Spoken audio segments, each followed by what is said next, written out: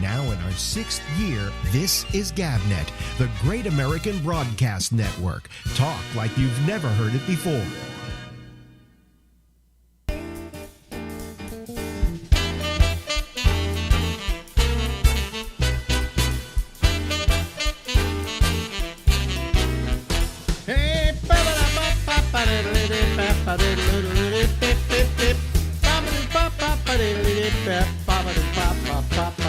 See that? It says Alex. It says the Ramble. I'm Alex, and this is the Ramble. And we go until midnight tonight on the East Coast of the United States. Ladies and gentlemen, the face on the screen in front of you is an ex-wife of mine. And she's happy you to say "and" because there are at least two.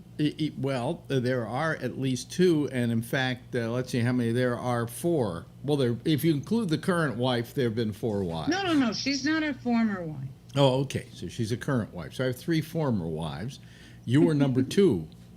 Hey, you know what? I have a neighbor who has 5 former husbands. Really? Well. That's interesting. I remember once when we were breaking up, you said to me, you know, you've never engraved anything on my wedding ring. Did I say that? Yeah. Okay. Because I hadn't. I gave you a ring. I didn't have it engraved. We're going to have it engraved. Never got engraved. And I said, well, it's because we split. It said because I never could figure out what to put on it. I said, but I think I finally have. And you said, oh, what? And I said, number 2 in a series. Oh, and you didn't even know what you were talking about yet. Yeah, so how are you, Ronnie? Well, Ronnie Bennett, by the way, yeah. Guess what? Get what? I bought the medical aid in dying drugs. Really? And they arrived. They arrived. How do you feel about that? Well, it changes. It's been a couple of weeks. You know, until they were, you know, they came in you will love this more than most people. I was on a video call with my palliative care physician when there was a knock at the door. Just like I'm sitting here now. So I excused myself. I said, I'll be right back. Went to the door. And it was a courier with this box. So I came back and I said, look what arrived, while I'm talking to the palliative care physician. And up until that point, the drugs were theoretical. They're not real yet, you know? Right. And now they're real. And so I looked at them. There are 4 bottles. 4 little bottles, 1 medium bottle, and their instructions. And, you know, I think, at least in my case, once you've seen those, once they are in your house, once you have handled them, they're not very far from your mind most of the time. Explain that a bit. They're not that far from your mind. You're always thinking about them? It's not always thinking about them, but what I do is I picture where I want to be when I take them in the house. Mm-hmm. I know who I want to have here, and I picture them. The pharmacy called me when they were filling the prescription, and this is not something that they just take off the shelf. It's a compounding pharmacy, and They have to make the mixtures. And he said, do you want childproof or easy open caps? I mean, we're talking about death drugs. Yeah, I think you'd put childproof on all of them. No, I chose the other. Oh, really? Yes, because I pictured myself maybe standing in the kitchen. Okay, yeah. And you take them in a certain order over the period of an hour, and trying to get them open and not being able to, when maybe I'm in pain and I'm just tired of living, and then I drop it and it breaks on the floor. So I went for easy open. Now, you were saying the other day, and the reason for that being a consideration was that no one else can administer these but you. Right. Other states may do that differently, but in Oregon, and the doctor reiterated that to me when we were going through the protocols that are required by to get the drugs. Yeah. I just forgot the question. The question. Now I forgot the question that you got the question. Two old people trying to do it. Okay, these are two old people trying to do them. Yeah. No, I said that you said that they have to be administered by you. They can't be administered by someone else. Right. So, yeah. So you have to be you have to be able to do that. Right. And I read something online that's very interesting just in the past few days. I'm not sure if it's Oregon. There are 10 states that allow this now, and Washington, D.C. And so I don't remember if it was a state they were referring to or just in general, but at least somewhere they're not allowed to dispense these drugs to people with Alzheimer's. And one of the protocols before I could have the drugs was one of my doctors had to certify that I am in a sound mind. But the article that I was reading about Alzheimer's and these drugs is that means a whole lot of people that we know perfectly well what's going to happen if you have Alzheimer's or some other kind of disease can't have the drugs. And is that fair? And what would be a fair way of allowing them to have drugs? And it's all up in the air. Nobody's made any decisions about it, but it's being discussed. My question would be, okay, so to begin with, the reason you have this drug is because when you're in so much pain and death is imminent, you're going to want to take this to be able to go out on your own terms. It doesn't have to be pain. It could be other things. Yeah, it could be other things. Anyway, I know another thing. Trump gets reelected. Anyway. Yeah. Listen, I'm doing my damnedest to hold on for the results of the election, not just voting day. Yeah, well, I mean, the way you look right now, you're going to last through the election and then some.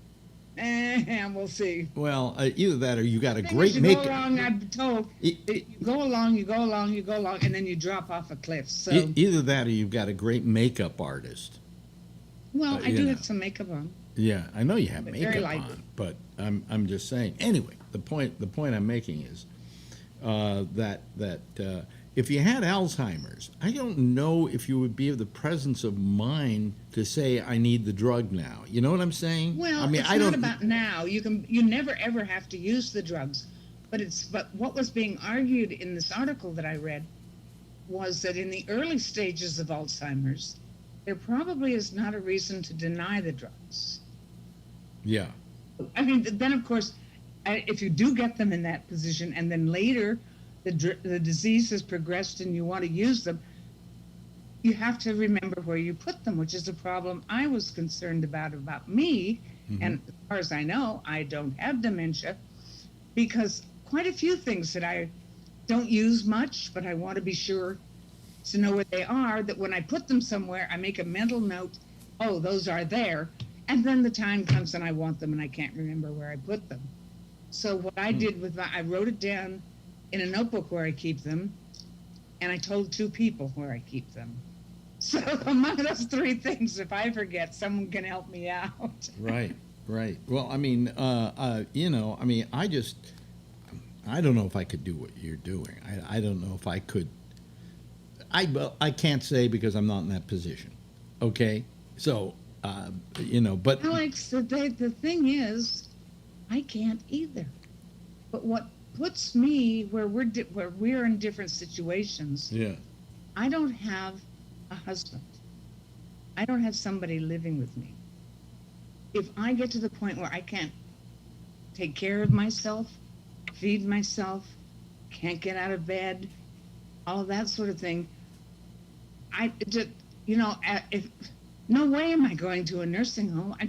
You can't, nobody. Well, I mean, look, we know that the eventuality in this, and people may think I'm being coarse when I say this, but she understands what I'm saying. The eventual outcome of this is death, okay? And that being the case, you have to judge when you are so uncomfortable that you'd rather go out on your own terms rather than suffer the long, and maybe not long, procedure of dying naturally. Right, and you Yeah. don't know. That's the point. Yeah. And if I didn't have these diseases, I would just go on and we'll see what's happening. But I know what's happening. And, I wondered about knowing when to do it. And I asked two of my doctors and a nurse, my hospice nurse, and all of whom have attended patients when they took these drugs. Mm-hmm. They've been present. And one of them, who heads up the little department that runs this at the medical center where I've been treated all these 3 years, he's attended more than 180. And all of them said separately, it wasn't like they were in a room agreeing with each other, all of them said that every patient that they've been there, they believe chose a good time to do it. Mm-hmm. And they've all said to me, Ronnie, you will know. And that's been their experiences with everyone that they've been with. It could be there is something instinctual in you as a human being that says now's the time. You know, When my last cat was getting ready to die, Yeah. I have a hutch in the dining room, and at the bottom there are doors, 4 doors into storage area. And he always would pull it, well, all his life. He'd go there and pull it. When he never would get it open, he just would go bang, bang, bang, bang. It would drive me nuts. He was doing that when he was really sick. And so I opened the door, and he crawled in there and curled up. So I went and got some towels so he could be comfy and everything in there. And he stayed inside there. I left the door ajar so I could reach in and pet him, and we could talk to each other. But he knew, and he to where he wanted to be for his final 2 or 3 or 4 days, whatever it was. Yeah. I kept a bowl of water in there. He wasn't interested in eating. And I changed the towels because he'd become incontinent. Mm-hmm. And lots of animals do that. They go off by themselves when the time has come. Yeah. Yeah. So maybe being what all the 2 doctors and the nurse said about their patients, they believe chose the right time. Maybe that's what we do too in some circumstances. Well, I'm just saying that there's got to be something at play in that process that says, okay, now's the time. Mm-hmm. I don't know what that is. I'm not faced with that, at least not now. I may be eventually. One of the things that when you asked about how I feel about this now is I more frequently have thoughts that are, oh, damn, I am so tired of this. It must be time to go. On all different kinds of circumstances, whether I've dropped something in the kitchen or Trump has done something outrageous again. Just a wide variety of different kinds of annoying things caused me to think, geez, does this mean it's time? I mean, it feels like. Yeah. Yeah. Yeah. All I'm saying is I've always had a great fear of death. Okay. And I still do. Most of us do. Most of us do. Well, but mine has been, I don't know, pathological. I don't know. Why do you think I did the psilocybin trip? Well, exactly. You said, though, that has started to wear off, the effect of that, the lessons you learned on psilocybin. Do you wish maybe you had taken it later rather than then? Well, you can't do that. You don't know how much time you have. Well, apparently you've had a lot of time. But I didn't know that then. I mean, they told me that with the surgery that I had in 2017, I would have probably a year. Without it, I would have a few months.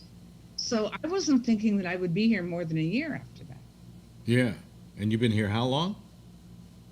Over 3 years. Over 3 years. From diagnosis. Yeah. But, so I have this great fear of death. My father, who we always like to refer to every now and then because he always came up saying the right thing at the right time. One time he was a great guy. I even told him as far back as then, and I was, in my teens, Dad, I'm afraid of death. I have this morbid fear of death. And he said, well, don't worry about it. You've been there before. And I said, what do you mean? He said, before you were born.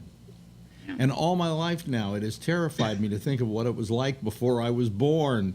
You know, I mean, the concept of not existing isn't a concept I can wrap my mind around. Mainly because I'm used to existing. You're not unique. No, I know I'm not unique. But We all have that. But like, for instance, my wife, she says, I don't care. I have no fear of death. She really doesn't.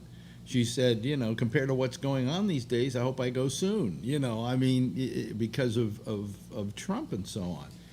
And I go, you know, I can't have that same philosophy. It's not that I love life. It's not like I've embraced life and I've been a joyous, live person. You know, God knows that's not true. But I really like being alive. Well, but I do. Think being alive is terrific. Let me put it this way: I'd rather be alive than dead. Okay. Isn't this a wonderful discussion, folks? I wonder if we only have one person left watching us. You know. Today's subject, ladies and gentlemen, death. You know. Yes, it should be more part of living than it is. I really believe that.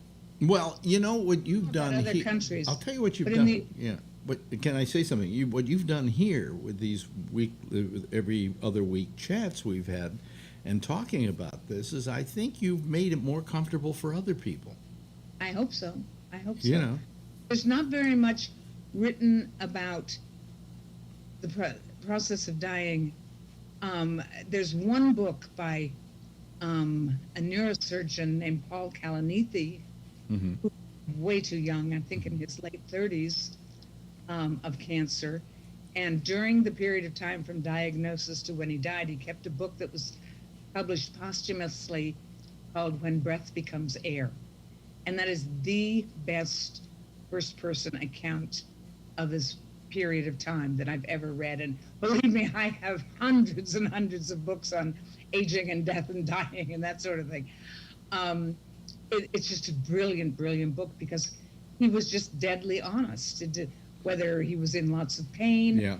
whether he was joyous about the birth of his baby. I mean, think about having a baby, knowing you'll never see that kid grow up, that in the next few months you'll be dead. Yeah. Oh, that must be painful, you know? It might be painful, but you know the funny part is, everybody was amazed when I was diagnosed with prostate cancer. That I didn't panic in the least, you know, because I have such a fear of death and so on. But I didn't panic at all. I just went, okay, we'll get the radiation. Okay, we'll get the seeds. And I handled it with. People couldn't believe how I was handling it. They knew me too well. I should have been screaming and yelling, oh my God, I'm going to die. Do you think I'm going to die? Do you? No, it was quite the opposite. People said, even Marjorie said, you know, I can't believe how calm you've been about this diagnosis. Well, so what else I don't. are you going to be? What else can you do? Well, what I'm saying is, I don't know if I were in your position how I would react to it, because I might have the same reaction. I might say, okay, I know what's going to happen now. So why panic over it? You know, I mean, my whole attitude with the cancer thing was, well, I got it. So, and I've always worried about getting it, as you know, but I got it. And now that I have it, let's do something about it. You know, and I was just very straightforward about it. And at no point did I panic. And of course, I had a doctor, when I looked at him, I said, is this the thing that's going to kill me? He looked at me and he went, no. You know, but nevertheless, I mean, I didn't panic about that. So I don't know if faced with what you're faced with, if I wouldn't react in a way other than I believe I would react, which would be, oh my God, I'm going to die. You know. Well, yeah, how many times can you say that? I mean, it's not a sustainable position. It is, quoting Trump, it is what it is. You know, Let's not go there. Yeah, but I mean, you just have to accept it, and you have handled it just beautifully. I mean, just wonderfully. All I do is be whatever it is I am today. Well, I know what your answer would be. I have no other choice. Yeah. I have bad times, but I think that all the stuff of daily life, whether it's washing dishes, cooking a meal, getting the laundry done, writing a blog post, whatever, um, I've got more to do than there's time. And I have very little time these days. I tire so easily that, you have about 16 hours a day of time. I have less than 8 a day to do everything I used to do in twice as much time. Wow. I'm always behind. There's always something to do. A lot of it is mundane, stupid stuff, as I said, like laundry and doing the dishes. But others is really interesting. And there's plenty of books to read and TV shows or movies that I'd like to see and people to talk to on the phone or via Zoom like this. And that takes me out of myself when it gets to be hard. Yeah, yeah. Well, I think that by the fact that you're just doing this is a service to people who someday might be facing what you're facing. I hope so. Otherwise I'm just talking to myself. Well, I'm sure there are people who are watching this who are in this situation, who are saying to themselves, she's making it easier on me. So you've done a real service that way. I hope so. I hope so, because otherwise I'm just self-indulgent. Yeah. Well, that's, that would be true. Anyway, enough about death. We got about 4 minutes left here. What do you think about the state of our nation? There's hardly any point in reading the news anymore. Somebody asked me this morning if I'd been watching the Democratic convention, such as it is. No, why? I don't see why. I've been watching a certain speech. I can go to YouTube. It'll be there. I've been watching it because I'm fascinated by how they've managed to pull this off, and they've done a pretty good job of it. Well, I don't know because I didn't watch. In fact, I kind of like it more than the normal conventions because you haven't got all the balloons. It's television. That's all it is. Yeah. I've watched little bits and pieces, and they're just doing the Zoom meeting, a giant Zoom meeting, Yeah, but they did the roll call of the states last night, and it was interesting. I know all the state names. I know, but you don't know that the great state where so-and-so was from. You know what? I'm 79 years old. Do you know how many times I've heard those words said at conventions? Yeah. Been there. What they did doesn't interest me. It's funny, the thing about being a short-timer is it's real clear what's important to pay attention to and what isn't. And there's no reason to tune into this. Okay, what is number one on your list of the most important things to pay? Oh, I don't rank them like that. I can't. Okay, but what are a couple of them then? To spend time, whether it's this way or in person, with people I care about. Mm-hmm.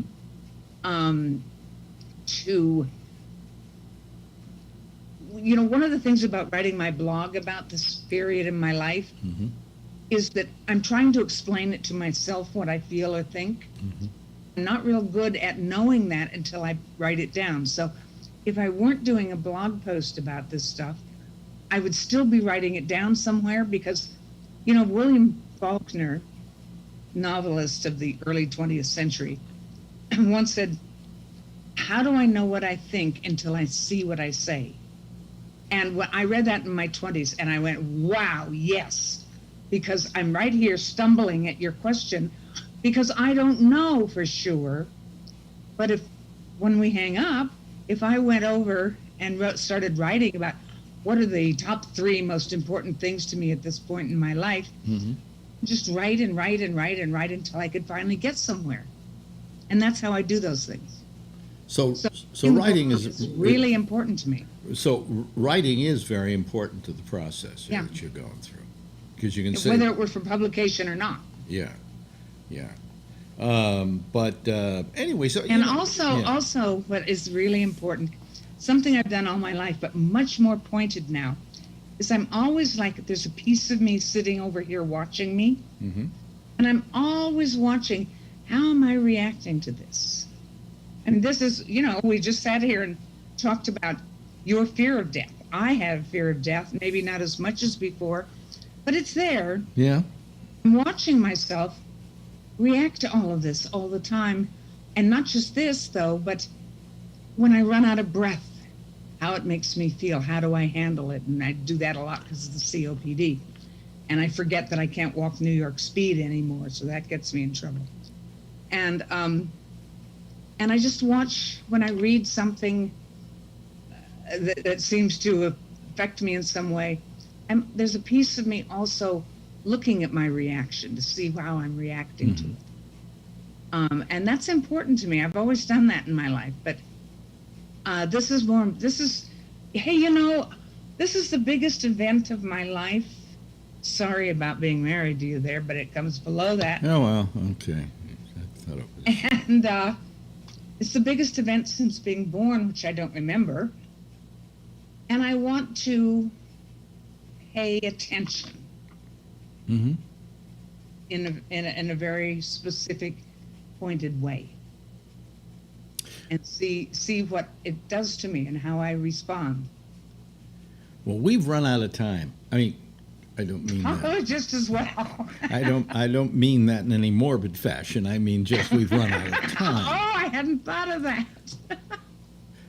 We've run out of time for this edition of the Ronnie and Alex Get Together, but I know we'll see you in another 2 weeks. I mean, yes. You don't look like somebody who's going day after tomorrow, so. No, barring getting hit by a truck, I think I'm okay. And I never want to lose you. Never.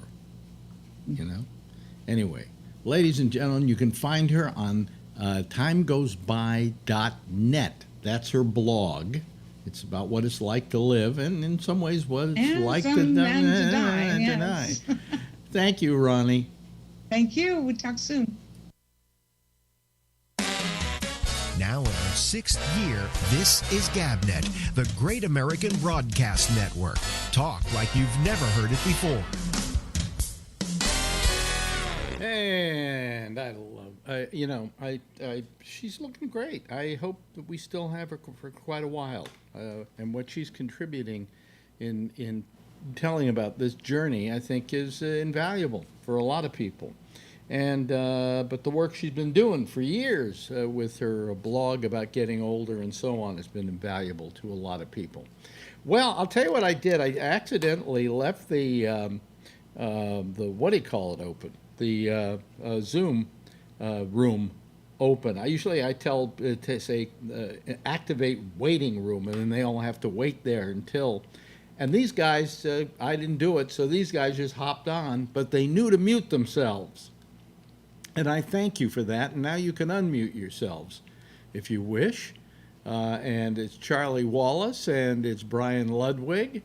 And we're going to get Rob Alfano in here. He's calling in. And is it calling? Do we consider this calling?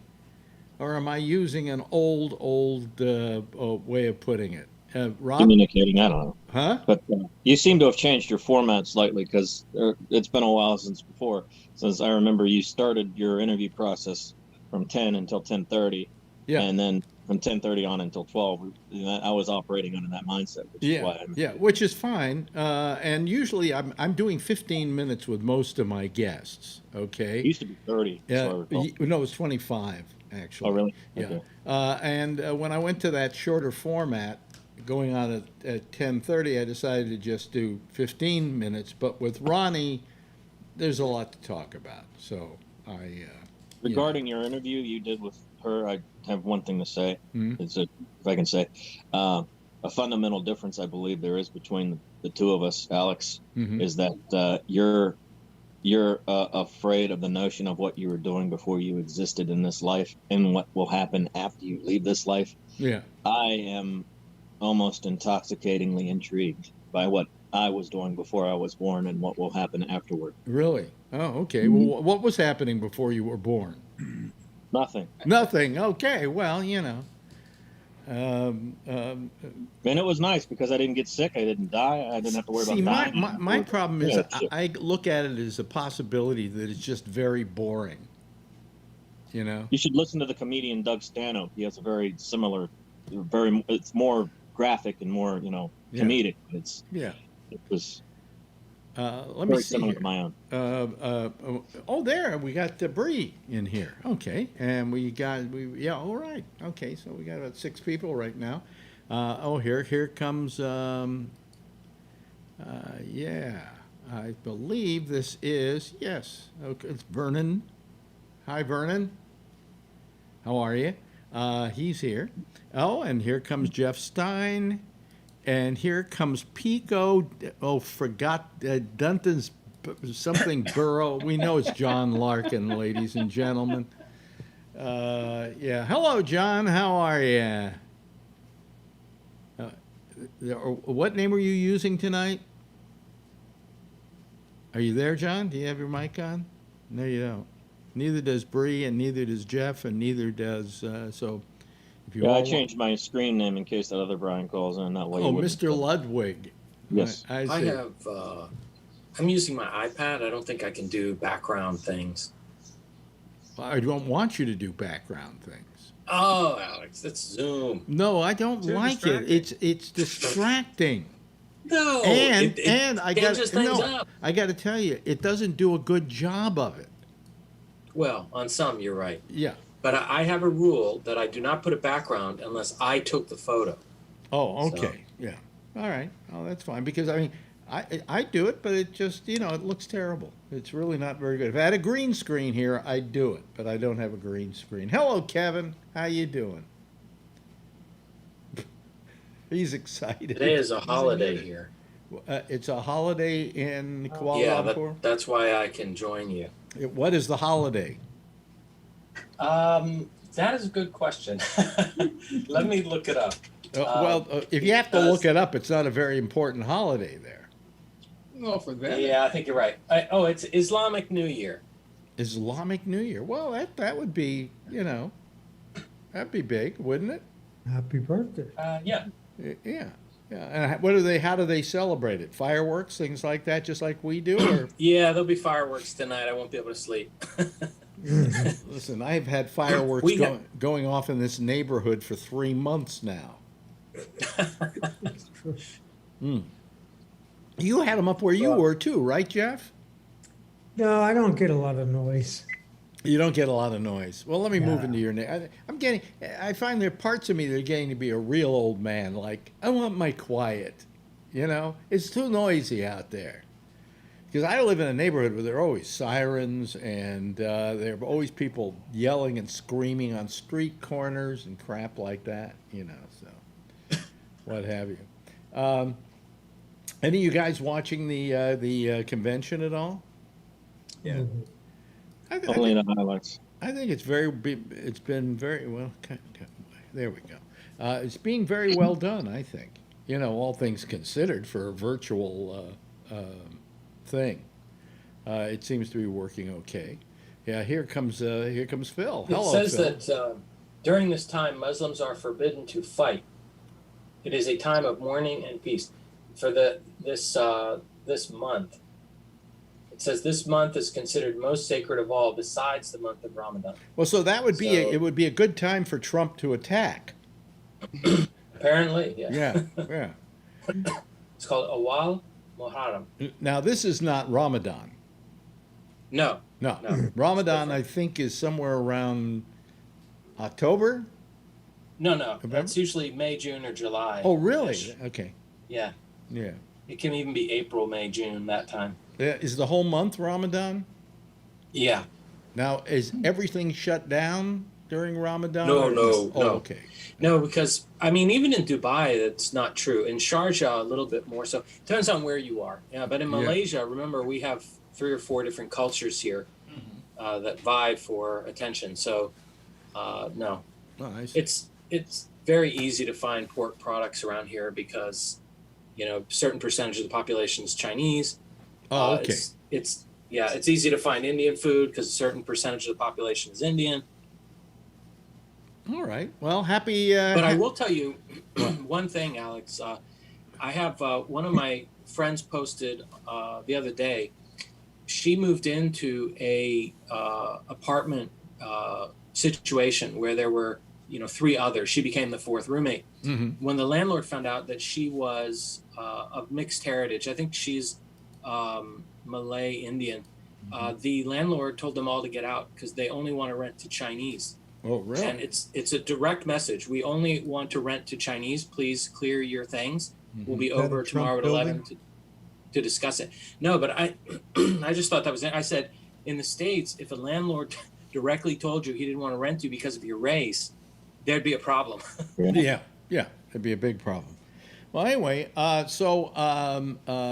anybody watch any of the? Have you been watching it, Rob? Have you been watching the Democratic convention? No, just not at all. Yeah, Neither have I. yeah. I have been watching. 15 minutes or so. What was funny is Marjorie was watching Obama give his speech just now. She couldn't get to sleep, so she decided she'd watch Obama give the speech. And then she was also online seeing what Trump was tweeting. And, I mean, he was constantly tweeting through the whole speech.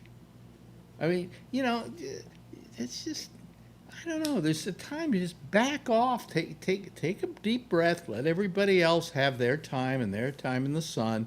Your time will be next week. All right? You know, but this constant tweeting when something like this is going on and complaining, yes, Barack Obama spied on my campaign, which is not what he did. He was protecting his campaign, but little does he realize that. So anyway, she was watching it and watching the tweeting at the same time, said it was very interesting, you know. Let me see here. We should be joined by Brian Neary here. I just pushed admit. So where is We do have an interesting story developing in Thailand, neighboring Thailand. Maybe Richard will call in. Has he ever used Zoom before?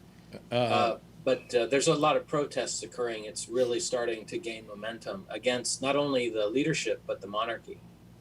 There is someplace else that there's a problem. Maybe, no, it wasn't Thailand. Belarus? Belarus. Yeah. Yes. Yeah. Belarus. Big insurgency in Belarus. They don't like the government. They don't like the way it's being run. They say it's corrupt. And they're all marching in the streets, and the strong-arm leader of the country is saying, if you don't stop, there's going to be trouble. Oh, boy. Bill, you got to unmute your thing.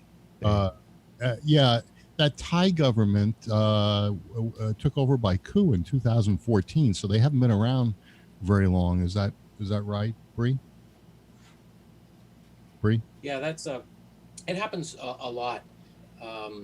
You know, it used to be that was the time when you'd try to book your vacation because the rates would go down. Anytime there's a coup. One time I went at the beach to myself. I think it was 2007.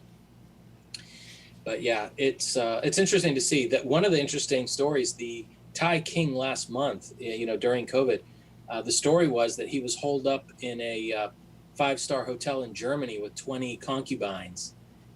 Having his way. He rented the whole hotel. So, you know, meanwhile, back in Thailand, you know, COVID is there and growing, and he's throwing his cash around in Germany. Well, that's the way things go. That's what happens in other countries, and sometimes it even seems to be happening here now. So, you know. Hubris is in no short supply in leadership. That's for damn sure. That's right. That's right. Well, power corrupts, and absolute power corrupts absolutely, I think, is the term.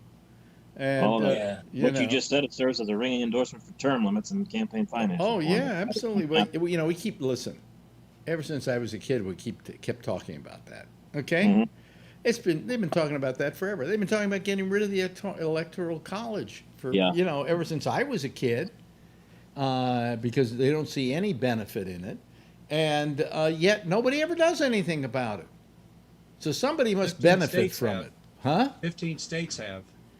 Well, they've done that. You're talking, Vernon, you're talking about the thing where they say whoever wins. National Popular Vote Interstate Compact. 15 states in the District of Columbia have passed it. Oh, okay. And they only need about 80 more electoral votes when it kicks in. Yeah. And that would be if whoever wins the popular. Is California involved in that? Yes. Okay. So it's whoever wins the popular vote, they then have all their electors vote for. Are any of those states battleground states? Right. Well, some of them are, like Michigan. Michigan has that in the legislature, and now that they have a Democratic governor, they'll probably pass it. But Michigan by itself will not put it over the top. Right, right. Mm.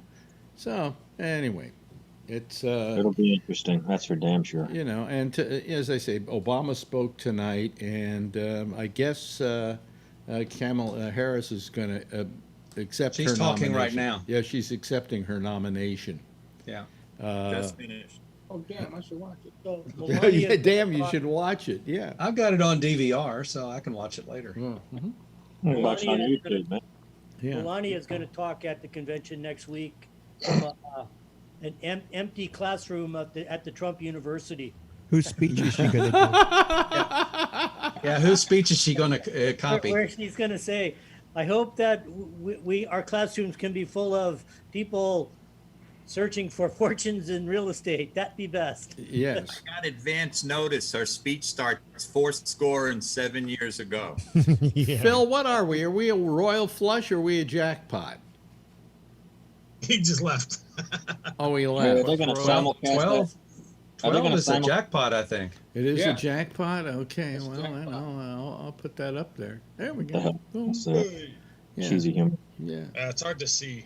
I have things out of focus. Trying Yeah. to focus on something else. Um, We have all the fires that are coming through really bad. At This least morning you can smell it really bad, and then ash is falling like snow over here. wow. at least We you can see Santa the Cruz. sky.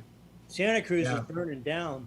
Yeah, between Kevin and I, there's a big fire, and then over east side San Jose, there's a big fire in those hills where Mount Hamilton is. is that a fire going on there, Kevin?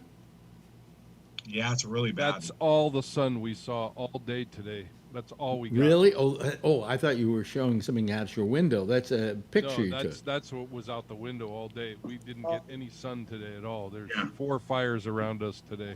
Yeah, our Yeah. sports guy tonight didn't do his show because he said they might be made to move out any minute. He lives up in Napa, I think. Yeah, a lot of evacuations. Yeah, we got Santa Cruz, 3 of them in Monterey and 1 in Salinas. What is this? The apocalypse that's going on here? I Oh, mean, it's between like everything's COVID, covered with ash down here. no, I told you, Like slow snowing. burn. It's a slow burn to the end of the world. It doesn't happen all at once. It doesn't happen all at Slowly. once. Boy, oh boy. But what happened to the murder hornets? The Where are the murder hornets? You know, the murder hornets are like fifth in line behind all this other stuff.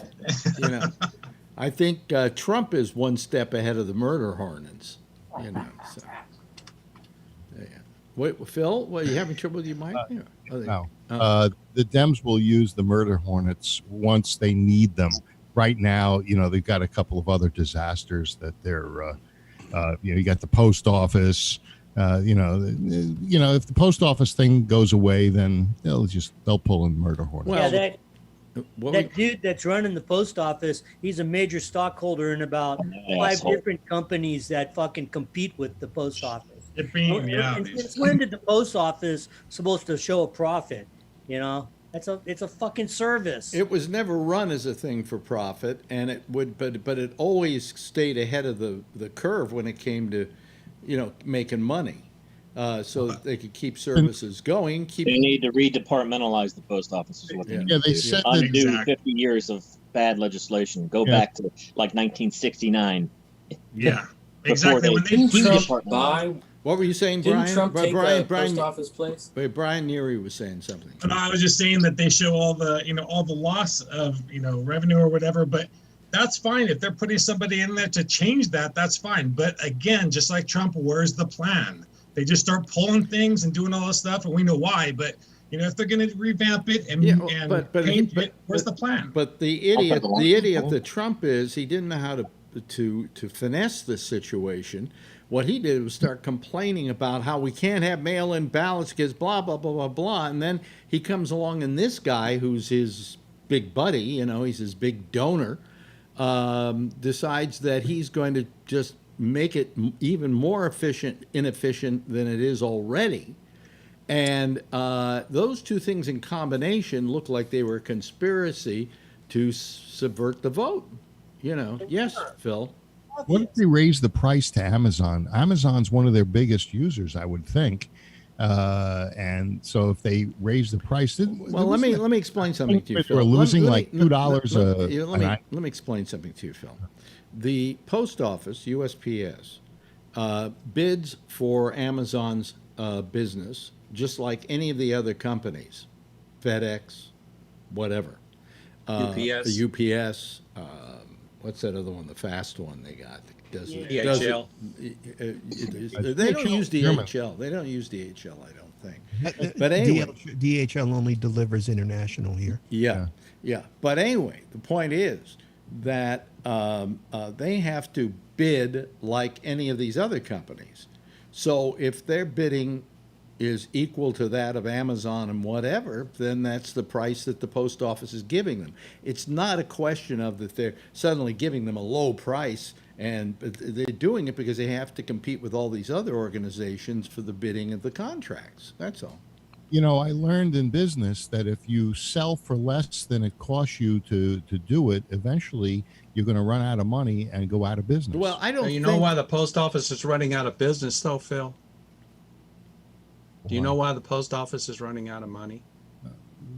Yeah, it's retirement and yeah, they had to prepay for 75 years in advance of every person in the retirement plan, and that was passed by the Republicans but right before they lost control of the House in 2006. Well, why isn't that reason?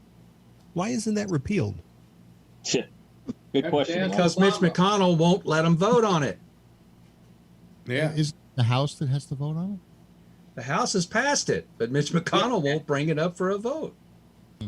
The problem is that son of a bitch needs to Obama only had 2 years where he had the Senate. What? Obama only had 2 years where he had the Senate. Mm-hmm. And they didn't Actually, it do was it because more they like were a year and a working on half. health care. And by the time 2010 came around, the Republicans took over the Senate. Yep. That's when the Tea Party flexed their muscle. You better break out the murder hornets. Is that your new? Is that your Ha-ha. new joke, Look Phil? look at me rolling on the floor with laughter, Phil. Ha ha. Vernon, knowing you as I do now, I don't think you ever laugh. Hey, listen, knock Sure I do. it off. He's a prostate cancer buddy along with you, okay? Yeah. You know, we're the three guys with bum prostates, okay? Hey, Three amigos. I don't even have a prostate anymore. You don't have one. We got to keep ours. Yeah. But I'm peeing lately after this radiation like I still have a prostate that's, real large. Oh, really? Yeah, like 10 times, 12 times a night. Really? Yeah, it's just an effect of the radiation. But I get them about once a night. That's it. Yeah. Right now, it's every hour. The older you get, folks, the more you get up to go to the bathroom. Yes, Brian. I wanted to add to what Mr. Wallace said earlier. I don't think it was 2 years. I think it was more like a year and a half because that sore losing son of a bitch, Norm Coleman, wouldn't concede to Al Franken. Right. He fought that. It wasn't until like July before. I think so. Yeah, it was either June or And that's July. how it got passed. You're saying? No, so they didn't really have 2 full years with both the House and the Senate because we didn't have. Well, no, but what are we talking about here? The post office, or what are we? No. What he said? Why wasn't that repealed? And that's because he really only had a year and a half to repeal it, and they were working on health care. Right. Okay. Why can't you do more than one thing at a time? Don't we all? Yeah, I know, right? Why is it that it takes? I mean, come on. Really, one thing at a time? It took a year and a half to do. Well, we should get the business of the country taken care of. You know. I think it should be streamlined. You know what? I think I will give Mitch McConnell, that turtle boy looking motherfucker, this much credit. We can hit him back if the Democrats win control back of the Senate, which I hope to Christ they do. We can hit him back by streamlining the debating process by not allowing the filibuster. Hey, we're playing by your rules, you turtle boy bitch. Yeah. Eat it, motherfucker. Yeah. Needs a line item veto. Yeah. Well, how many days now? 99 days till the election, something like that? No, that's like 80. Less than that. Oh, it's less than that. Oh, really? How many? Anybody know? It's closer to 80, I think. Yeah, 76. Yeah, and then it'll be another 50 days after that until we finally settle who wins it, because Trump will probably fight it tooth and nail. I'm sure we'll see all the white supremacists and white separatists all going all ape shit. There's Maybe going to be a lot of committing acts riots. of domestic terrorism in the There'll process. be a lot of riots. What? I hope I meet one of them too. Right-wing rioting, you mean? Yeah. All kind, anybody, the Trump supporter riots, because he'll gin them up even further. It's a fix. So far, it's only left-wing riots that. Rob, I have. Now they're beating up their own. You know, some guy. In What was that thing about? What's that? Oh yes, Jeff. I'm curious as to if Trump says, I want to stay, forget about this. This stuff is all bullshit. Is it ultimately going to be the Army and the Navy who actually take him out and throw Wouldn't him the out? Secret Service just take him out? Secret Service and maybe the U.S. Marshals. Yeah, the Marshals, Secret Service.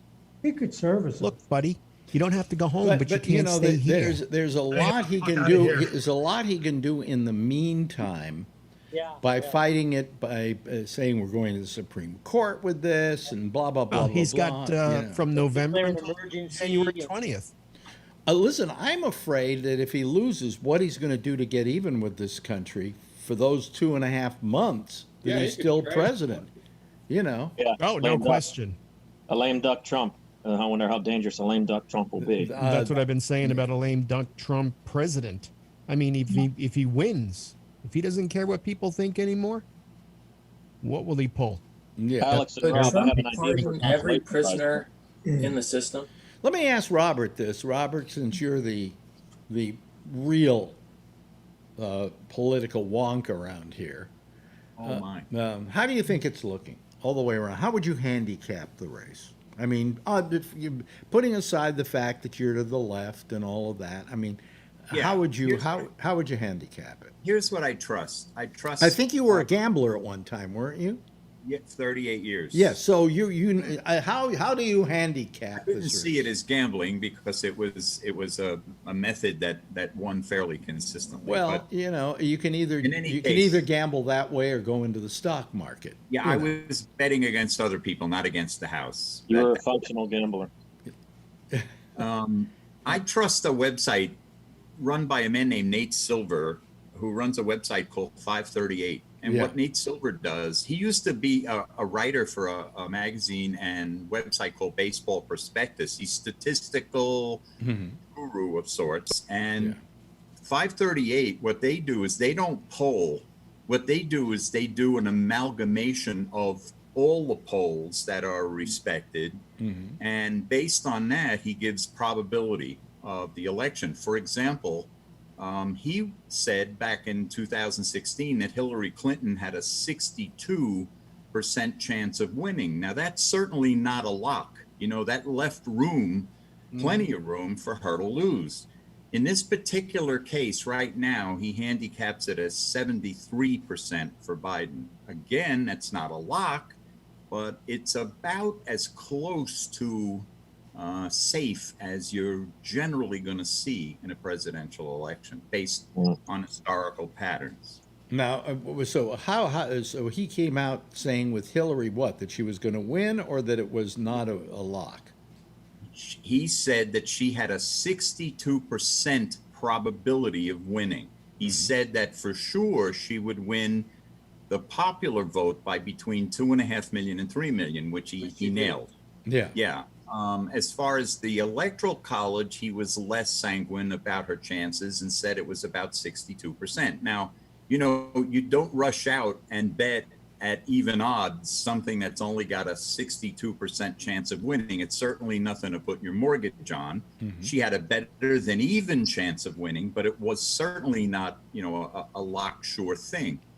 He feels that Biden is more safe at this moment. He changes this day to day based on new evidence, new polling. He feels that Biden is far safer than Hillary was at the end of 2016's campaigns.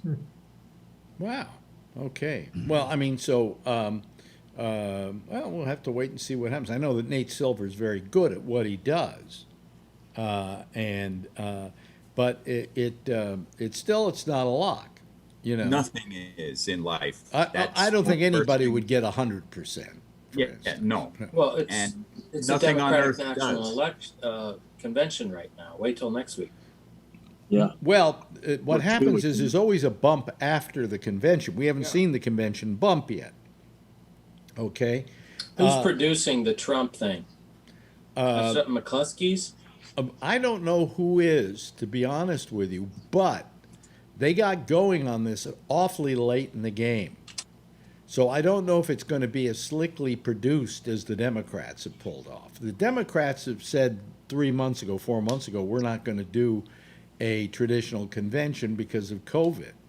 As you know, Trump was running around. He got Jacksonville, Florida, and he got is this Charlottesville? Charlotte, where he was going to do it, and it went back and forth and up and down. And it wasn't until about maybe 3-4 weeks ago that they said, "Oh, well, we're going to do a virtual one." Well, it's a little late in the game to get a virtual one going, and the Democrats had already been producing all their set pieces and so on. And I think they did a very good job of it. I don't know if you like it as much as you like seeing all the balloons dropping and the people cheering and making noise and doing things like that. But nevertheless, I think it's very well done. And I'm not saying that because I'm a Democrat and because I'm to the left. I'm saying it because really I look at it as a media person who says, good job. Yes, Brian. Yeah. And do you think that they're able to make their point a lot better not being in that big arena? Because, they go into depth and have this nice production about school shootings, about climate change, and they really get their point over, I think, than they do when they have all those people and they're just trying to get the crowd going and going. They can really say their point, and they have a lot of time to get this together. I think it's very slickly done. And I think what makes it slickly done is I think they have the best minds in the business putting these things together. And I think it's because there is such an urgency by the Democrats and by Democratic supporters to get this guy out of office. And by Republicans. By a lot of Republicans, too, to get this guy out of office. I mean, look who's done the most damage to Trump is the Lincoln Project. They put out an ad every single day that's everybody looks forward to. Yes, Robert. I'd like to make the point that I started to talk to Tony about last night, and that is I have a feeling that conventions at this point are nothing but persuasion bias, where Democratic-leaning individuals watch the Democratic convention, Republican-leaning individuals watch the Republican convention. I really doubt that there are gobs of people out there who are on the fence. I think 98%, just to come up with a number of people, know now what they're going to do in November. And I don't think much of whoever speaks on either side is going to make somebody say, shit, I hadn't thought of that. Let me jump sides. Right. It's more polarized now than it's ever been in our nation's history. And I don't see it changing much by convention. But there are those people who are in the middle. I mean, there are people who, I've heard a lot of interviews with people say they know people, they've talked to people who voted for Trump because they felt, well, how bad can he be? And then they now know how bad he can be, and they're not going to vote for Trump again. But they're not on the fence. They've already been convinced that they're going to change sides for this election. Also, Hillary was a terrible candidate. Oh, yeah. Biden is a seasoned pro at this, and I think he presents himself as very likable. I mean, you may not agree with his politics, but I mean, even Phil, do you find Biden likable? I think he's over the hill. No. I'm asking about, is he likable? No. I mean, when you hear him unscripted, he's not likable. He wants to pull supporters out into the back. He wants to, do push-ups against the guy. He calls him a dog-face pony soldier. I mean, he is not likable. He's despicable, actually. So he's as despicable as Trump is, who supports this Islamophobe candidate who's running for Congress in Florida. And what is it? What is this QAnon? Is it called QAnon? Yeah. She's been thrown off of every social media platform. That's Laura Loomer. There you go. That's her name. She's And from the that's- Alex and Jones he- show. Yeah, exactly. And Trump is saying congratulations on a great win. That's Yeah, you're going to be a despicable. star. Well, she believes That's in not she despicable. believes in QAnon. Is it QAnon? Is that how it's Yeah, pronounced? QAnon. Yeah. Which no, that's the other one. Well, she's a QAnon too. no, but the which, other one, Georgia's the QAnon. oh, the one. QAnon. He's supporting her too. Yeah, and yeah. she He said- believes he said- she believes that it's all satanic, and she was one of the ones that actually believed there was, in fact, a sex ring run by Hillary Clinton in the Yeah, basement yeah. of a pizza parlor This that is didn't not have a despicable. basement. I tell you, That's despicable. That's the Hillary- definition of despicable. You if thought Hillary Clinton was running a sex ring, it wouldn't be a very good one. I wouldn't want to go to that one. No, no. you see the pictures of Bill Clinton, on the Lolita Express, getting a massage? What? Yeah. I heard of it. Yeah. It's all hearsay. Phil, No, they- Phil, I got news for you. Bill Clinton isn't running for president. Yeah. So No, why just- even bring that? So why even bring that up? I asked if you saw the photos because it was relevant to what you. What I we don't talked know. I don't know. I don't know about It's the not relevant photos. because we're Hillary. talking about It's not we're relevant. talking about the current president of the United States. You were talking Who's about supporting- Hillary Clinton and the sex ring. That's what I. Well, Well, what does Phil, that have we'll to do with him getting a massage? He was Yeah, Phil, on we'll all Islam stipulate photos. that saw the Clinton fucking was a person. picture. No, I didn't see the fucking picture, Phil. Okay. Did I? I think we can all stipulate that Clinton was a perv, but he was a better president than Trump. He did a good job economically. Yeah. But I mean, I think Biden's a likable guy. I think to the most of the public, not you, Phil, but the rest of the public, I think he comes across as somewhat genuine and nice. And soft spoken. So. It's just that the way somebody delivers the message is more important to you than the message. Congratulations, Loomis, whatever her name is. Congratulations. Good campaign. There's the message. Good Tell people me, on tell both me. sides. All right, tell me what he really means there, Phil. It means that 'Cause this you're always- other person that would support him and Oh, a get his racist. agenda.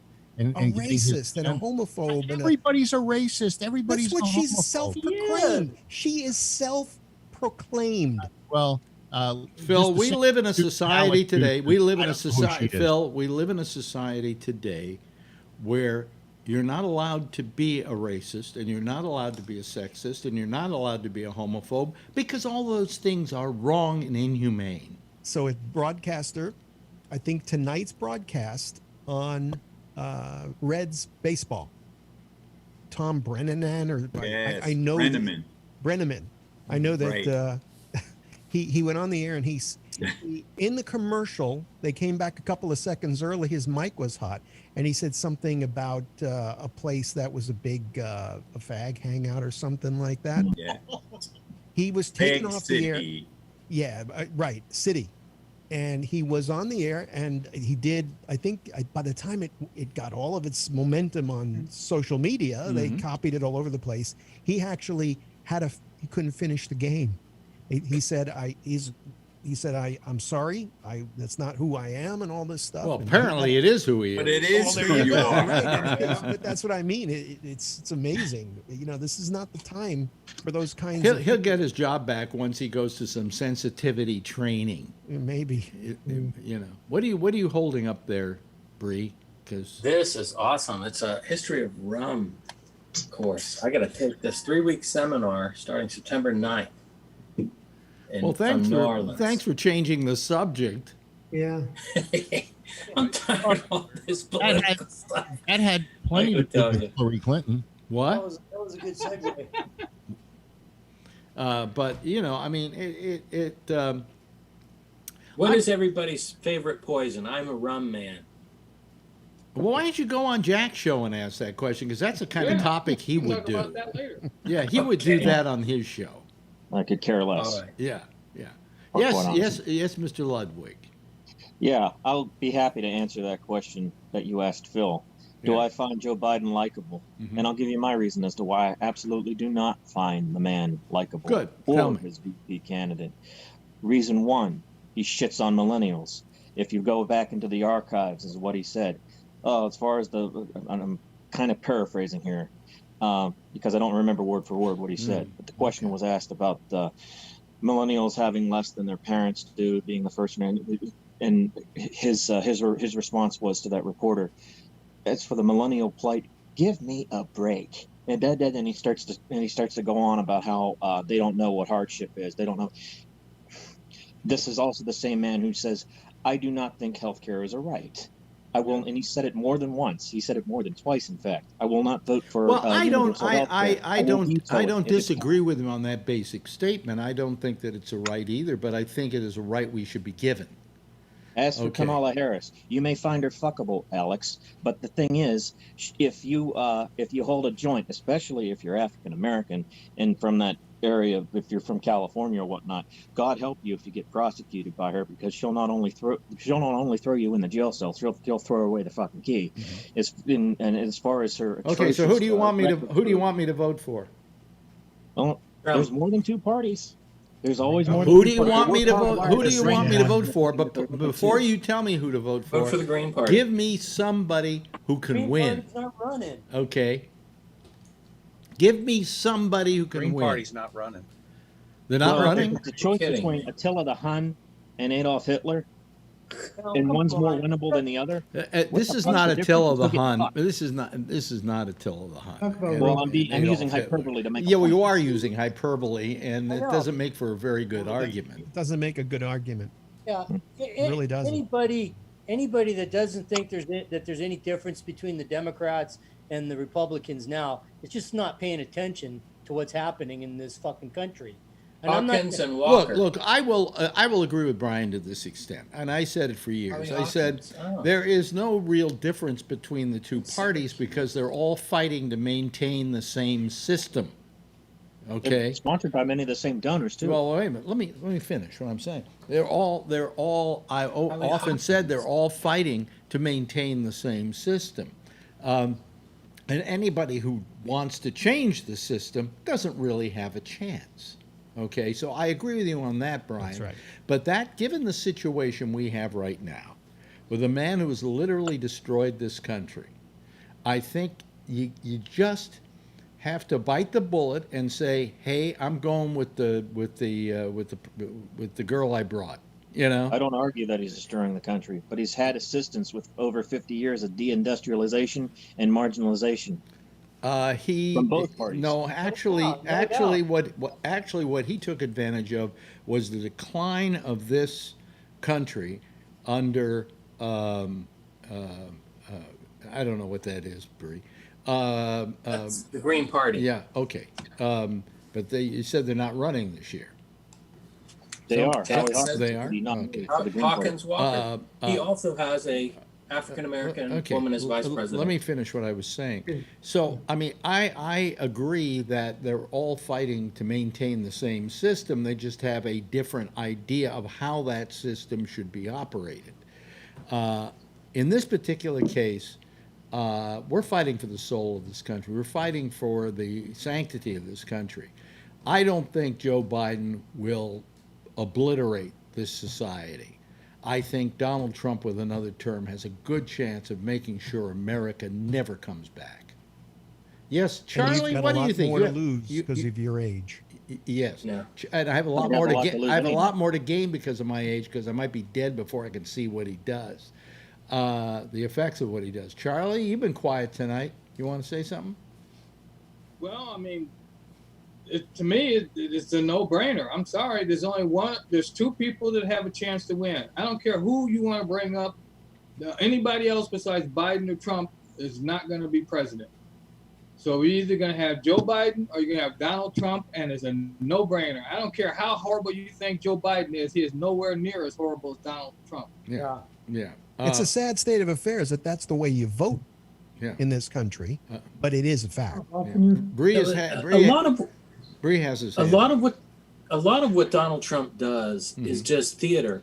You know, people get upset about things he says, but you know, he doesn't always enact things. Okay, so right now, what happened to Roe v. Wade? It should be overturned right now.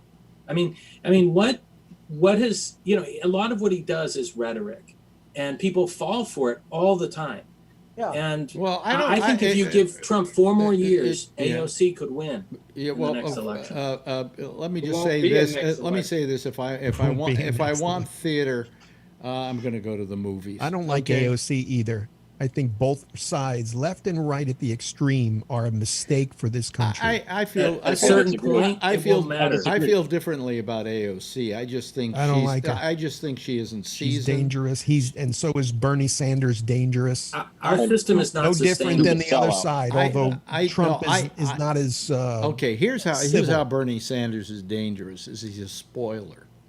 Okay, and by the way, Bernie Sanders engendered all the things that I kind of believe in. All right, but he, I don't know, something about him I didn't buy as genuine. too radical. You're never going to get middle America. Well, no, you're never going to get them to vote for him. Until you don't have a candidate to try and scare people off from a guy like Bernie Sanders by saying he's too far to the left, he's a socialist. But he also says he's a socialist. Yes, Charlie. Yeah, I disagree with Bree about Trump being just theater, because there are 170,000 dead Americans because of his theater. Right. There are thousands, tens of thousands of kids in cages at the border because of his theater. Yeah. Yeah, that's true. Yeah. Well, remember, I believe that Biden did not want the airlines to close down from China, which was one of the first moves that Trump made. So, you know, I'm not laying all those at Trump's feet. I do agree that he has not had a plan. Bree, he did China because he wanted to get even with China. What he should have been doing was also closing down the East Coast, too. That's what brought it all into New York. Okay? So, I mean, you know, he only closed it down because he wanted to get after them. Yes, John? You know, Bernie and AOC, they may not have won, but they dragged the Democratic Party to the left. That's true. So, you know, that's how the system works, you know? Right. Yeah. I mean, you've always got to have somebody who's a little out there. Right. To make the center seem a little more centered, you know. Right. Absolutely. Right. You know, yeah. So give me one policy that's radical that Bernie has. I don't find, you know, his stance. Medicare for all?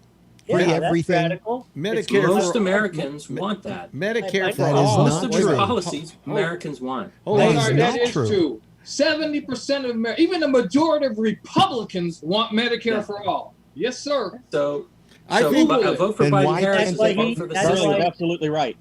Then But the why majority of doesn't it Republicans want happen? it. Let the system Because fail. the corporations control it. No, fuck the They corporate. control Let the the system politicians. fail. We don't get the votes what the people want. We get votes what the corporations want. Wait a minute. The Wait a minute. That's corporations are right, people. Charlie. Remember, Charlie? And Corporations Biden are Harris. people. So you're saying that the corporations are controlling the candidates or the president and the Congress Yes, and the sir. Senate? That's exactly Who do you right. think controls Mitch McConnell?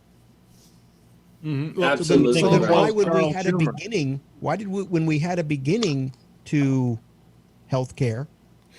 I mean, Obamacare was far from perfect, but why when we had a beginning to it, did it get torn apart? Because the corporations, But the they- medical And Rahm Emanuel had it. insurance companies didn't want Look, it. As did that Marco might Rubio. be true, but that wouldn't be true if the Democrats got in, right? So they lost the House and the Senate, right? Why? Because of a lot of it had to do with Obamacare. Robert Those had are his hand people up. voting. Those are people voting. That's not corporations. Robert had his hand up. I'll give you a great example. Medicare is unable to negotiate drug prices. Yeah. They're unable to do so by law. By law. Do you know who wrote the actual bill? The insurance companies, lobbyists. Yeah. They admit as much. In many cases, laws aren't written by the people who sponsor them. They're written by the corporations who lobby Yeah, of the course. Do you want me- representatives and senators and say, this is what you need to do. Do you want me to tell And they you? even write the verbiage. Most of Do you the want me to fucking- tell you what? most of the congressmen, they don't even know, they don't even know what the hell they're voting on. They don't read that shit. Let me tell you something that's really a piece of crap, okay? Marjorie, when she went to have, she gets a shot every now and then for her spine, about every 6 months to deaden it or whatever, okay? It's a spinal.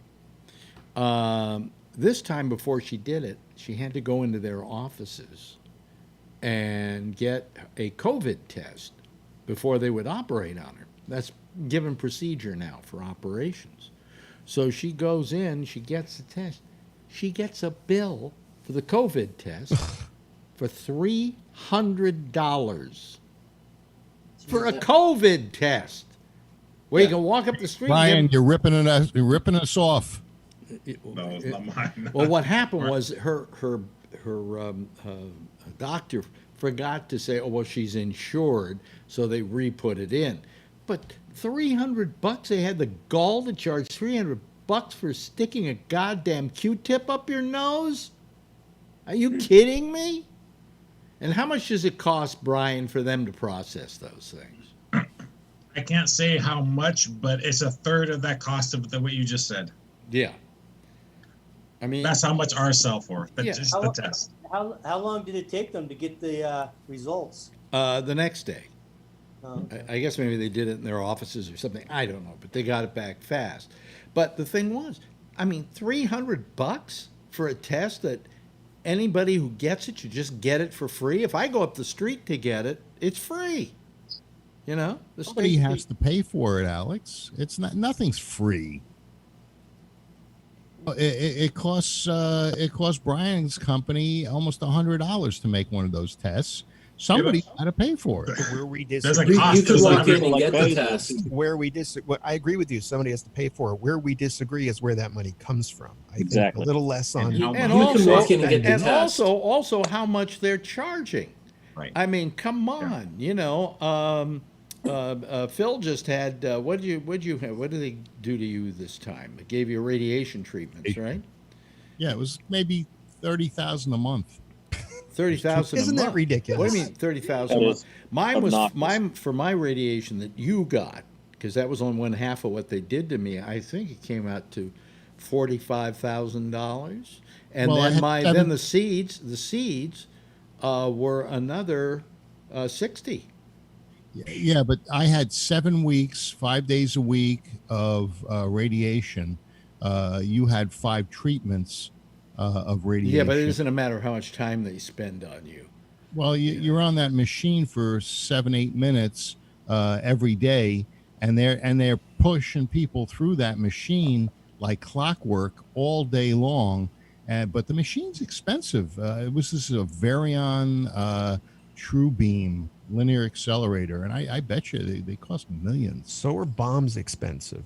Yeah. Let's build a few less of A those. jet airplane costs almost $1 billion. But the point that I'm trying to make here is that you know, like my insurance company, SAG-AFTRA, they're not ending the plan because they said they're losing money on it. So they're going to another system. I have until September of next year to go to this other plan, which they say won't cost me any more than this one's costing. What's the difference in coverage? Did they tell you? Supposedly, I can scale it up or down in any way I want it. So you could pay a little bit more? I can probably pay less. I can probably make it so I get less of a copay, for instance. You know, but we'll have to see what it's all about. We don't know yet what that will be. But the woman at the union, the woman at the union said to Marjorie, "But don't worry, we won't leave you out in the cold." Okay, whatever that means.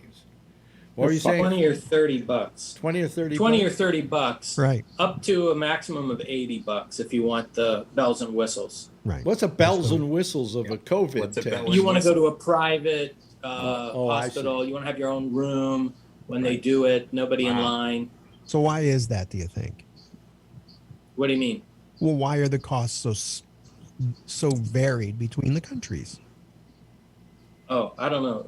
Some of it you can do yourself, and some, they'll send to you, and some you can go in and get it done. And I have the same experience in the Philippines. Rob, now Trump signed an executive order about saying that the drug prices had to be whatever we pay or other countries pay, we should be paying the same as that.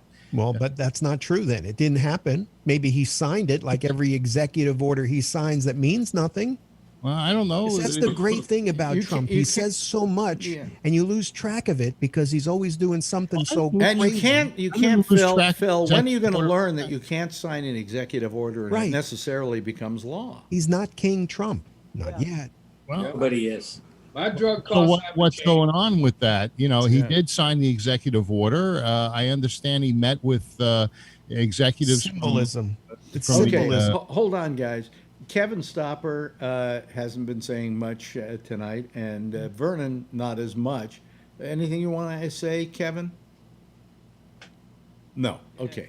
He just nodded no. That's good radio to have somebody nod no. And Vernon, anything else you want to add to this?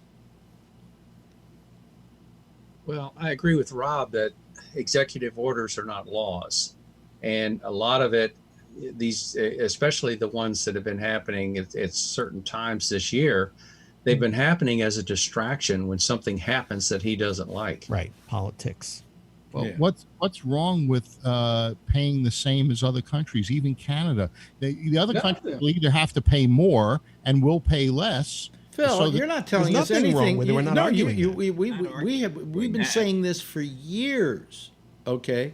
That we pay way too much for drugs in this country. You can go to Canada and you can buy them for a fraction of the cost. Right. You can go to India and buy them for a fraction of the cost. You know, go to Mexico and Trump buy them for a fraction of the cost. Trump didn't. Trump didn't. Point is, it's got no meaning when it comes out of his mouth. Yeah. And it's no meaning when he signs that fancy signature on those proclamations. It means nothing. It sounds great. Rob, isn't an executive order in place until he's no longer until someone else comes in and repeals that But executive? that doesn't mean anything. You have to change laws with the lawmakers. I don't know not that the president. Law, I don't know that you can have a law. That, you know, I know that they had a law that said we had to pay whatever the insurance company asked. That was. Go to factcheck.org and just type in Trump's drug executive order and see what it says. What does it say? I don't know. I'm sure it'll say something like. Okay, I thought you checked. I did. I'm just saying. Check it out. I'm sure it's going to say it's meaningless. While we're Also, he decided to what? Go ahead. I was going to say he's, as I said before, he's like a super in a building. You know, it's that time of the year, just before the election, where you decide you'll come in and fix people's pipes or whatever. You know.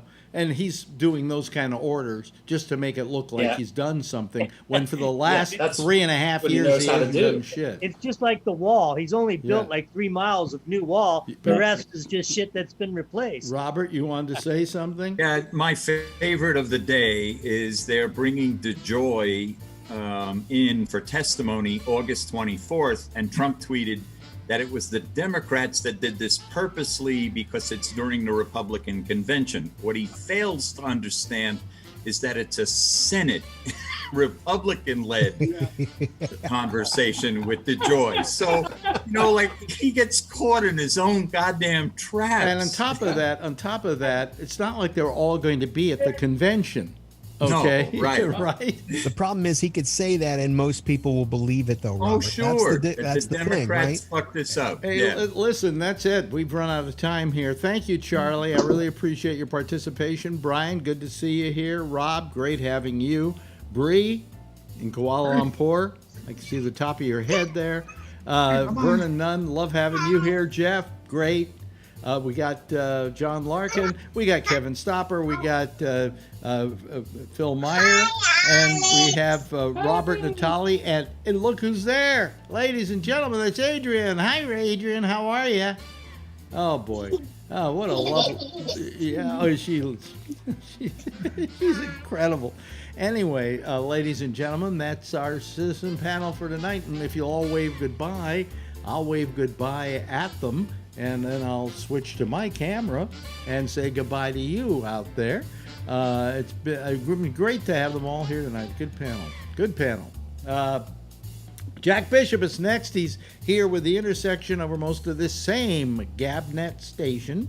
So stay tuned for that and call him. He uses Skype, okay, because he's old-fashioned. And we'll be here again tomorrow night, 10:30 Eastern Daylight Time. Same station in life. And in the meantime, if you see her, tell her I love her. And as usual, be safe out there and wear a mask, okay? Okay?